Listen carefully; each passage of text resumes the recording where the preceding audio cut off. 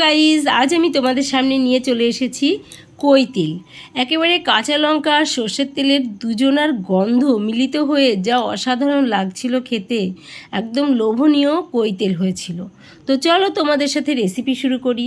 প্রথমে আমি মাছগুলোকে ভালো করে কেটে ধুয়ে বেছে নিয়ে লবণ আর হলুদ মাখিয়ে নিলাম, আর তারপরে তেল গরম করে একে একে সব মাছগুলো ভেজে নিলাম। তবে হ্যাঁ, এই মাছগুলোর পিছনে একটা রহস্য আছে, সেটা হচ্ছে ক্রমশ প্রকাশ্য। কালকে আমার হাজব্যান্ড গাড়ি লোড করতে গিয়ে দেখে রাস্তায় কতগুলো মাছ ছটফট ছটফট করছে। তো রাস্তায় কেউ ছিল না, কি করবে, মাছগুলো ফেলে রেখে আসবে?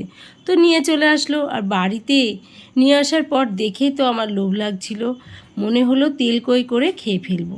আর তেল কই বানিয়ে ফেললাম। দেখো কত সুন্দর লাল লাল করে ভেজে নিয়েছি। তবে মাছগুলো কিন্তু পুরো ফ্রি তেল কই খাচ্ছি। আর এখানে আমি পেস্ট করে নিলাম জিরে, মৌরি, ধনে, আদা, লঙ্কা। আর তেলের ওপর এলাচ আর কালো জিরে ফোড়ন দিলাম, আর একটা পেঁয়াজ পেস্ট করে দিয়ে দিলাম। তারপরে খানিক নাড়াচাড়া করে কয়েকটা কাঁচা লঙ্কা দিয়ে দিলাম।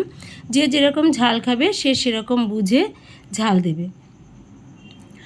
আর তারপরে একটা মাঝারি সাইজ টমেটো কুচি করে দিয়ে দিলাম। তারপরে খানিক নাড়াচাড়া করার পরে 1 চামচ হলুদ আর 1 চামচ লবণ দিলাম, দিয়ে খানিকক্ষণ নাড়াচাড়া করে নিলাম। আর আগের থেকে পেস্ট করা মশলাটা কড়াইয়ের মধ্যে দিয়ে দিলাম। তারপরে খানিক নাড়াচাড়া করলাম। নাড়তে নাড়তে যখন কষাটা হয়ে গেল, পুরোটা কষা মশলা, তখন জল দিয়ে দিলাম পরিমাণ মতো। আর জল ফুটে উঠলে কই মাছগুলো দিয়ে দিলাম, দিয়ে খানিকক্ষণ ঢাকা দিয়ে রাখলাম। তারপরে ঢাকনা খুলে নামিয়ে নিলাম। আর উপর থেকে সর্ষের তেল আর কয়েকটা কাঁচা লঙ্কা ছড়িয়ে দিলাম। আর হয়ে গেল কই মাছ রেডি। খেতে কিন্তু অসাধারণ হয়েছিল, আর সেন্টটাও দারুণ বেরিয়েছিল। তোমরাও বাড়িতে বানিয়ে খেও। আর আমার ভিডিওটি ভালো লাগলে লাইক, শেয়ার, কমেন্ট করো। আর প্লিজ চ্যানেলটি সাবস্ক্রাইব করে আমার পাশে থেকো, আমাকে সাপোর্ট করো। আজকের মতো এখানেই, টাটা, বাই।